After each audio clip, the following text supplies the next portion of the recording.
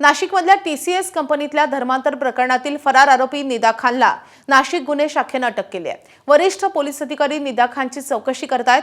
निदा खानच्या अटकेसाठी पोलिसांची 4 पथकं कार्यरत होती। नाशिक, पुणे, मुंबई आणि मुंब्रासह विविध ठिकाणी निदा खानचा शोध घेतला जात होता। अखेर निदा खान हिचा अटकपूर्व जामीन फेटाळल्यानंतर पोलिसांनी तिला छत्रपती संभाजीनगरमधून अटक केली आहे।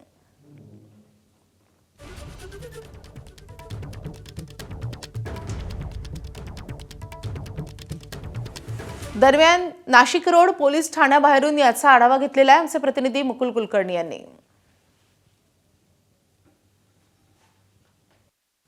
नाशिकच्या TCS कंपनीतील धर्मांतर आणि महिला अत्याचार प्रकरणामधील फरार आरोपी निदा खानला नाशिक पोलिसांनी अटक केलेली आहे।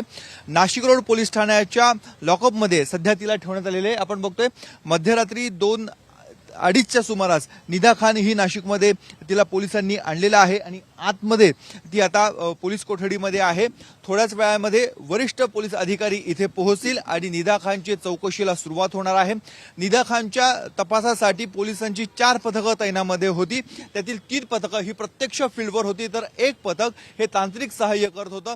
निदा खानचा नेमका ठाव ठिकाणा कुठे आहे, निदा खान कोणाच्या संपर्कामध्ये आहे, कुठल्या मोबाईलचा वापर तिच्या माध्यमातून केला जात आहे, असे तांत्रिक सल्ला देऊन तिचं लोकेशन काय आहे हे शोधण्याचं एक टीम काम करत होती। आणि त्या दृष्टीने जे 3 पथकं हे रस्त्यावर, ग्राउंडवर, फील्डवर तैनात होते त्यांना मार्गदर्शन केलं जात होतं।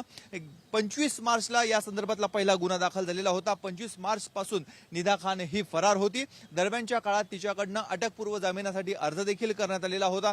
गरोदर असल्याचं कारण पुढे करत वैद्यकीय सल्ला घेऊन तिला अटक करावी की न करावी या संदर्भातला अर्ज देखील दाखल करण्यात आलेला होता। मात्र न्यायालयाने तो अर्ज फेटाळला आणि अखेर निदा खानला अटक करण्यात आली। तिच्या अडचणीमध्ये निश्चितच वाढ झालेली आहे।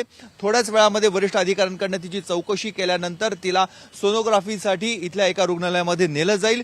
तिथून पुढे तिला पुन्हा एकदा याच पोलीस स्टेशनमध्ये आणलं जाईल आणि साधारणतः दुपारी 2:30 ते 3च्या दरम्यान निदा खान हिला नाशिक रोड न्यायालयामध्ये हजर केले जाणार आहे। त्यामुळे आज न्यायालयामध्ये नेमके कुठले खुलासे होतात हे बघणं महत्त्वाचं आहे। निदाला अटक केल्यानंतर तिचे मोबाईल फोन देखील पोलिसांनी जप्त केलेले आहेत। कॅमेरामन किरण कटारेसह मुकुल कुलकर्णी, ABP माझा, नाशिक। दरम्यान निदा खान छत्रपती संभाजीनगरच्या नारेगाव परिसरातल्या कैसर कॉलनीमधील एका फ्लॅटमधून लपली होती। या फ्लॅटमधूनच निदा खानला अटक करण्यात आली आहे। तिथून एक्सक्लुझिव्ह आढावा घेतलेला आहे आमचे प्रतिनिधी कृष्णा केंडे यांनी।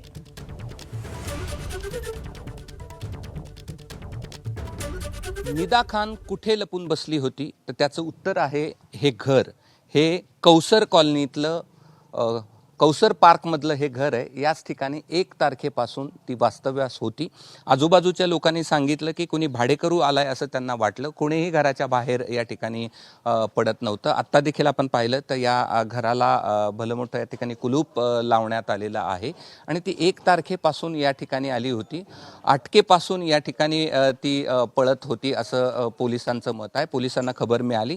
तिच्यासोबत तिची आई, तिचे वडील, तिचा भाऊ, मावशी असे 5 लोक या ठिकाणी वास्तव्यास असल्याची पोलिसांना खबर मिळाली। पोलिसांनी अगदी साधी वेशात, साध्या गाडीत रात्रीच्या वेळी या ठिकाणी आले आणि त्यानंतर त्यांनी या मध्ये छापा टाकला आणि तिला ताब्यात घेतलं आणि ताब्यात घेतल्यानंतर रात्री ट्रान्झिट रिमांडसाठी या ठिकाणी त्यांना आणण्यात न्यायाधीशाच्या घरी या ठिकाणी नेण्यात आलं आणि त्यानंतर इथून नाशिकला हलवण्यात आलेलं होतं।